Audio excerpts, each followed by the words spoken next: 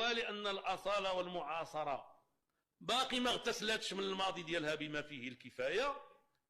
يلا هذاك وهبي كان كيجي عندي مرة يتيمم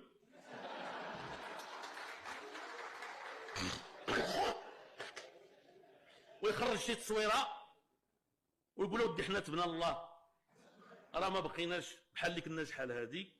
دابا راه العداله والتنميه اللي كانت طايره له معنا حنا تصالحنا معاه، حنا جينا كاع عند عبد الاله بن كيران وتيخرج داك التصويره. انا ديك الساعات ماشي ما واعيش هذا الشيء، لان انا فيا واحد شويه الغفله خصكم تعرفوها.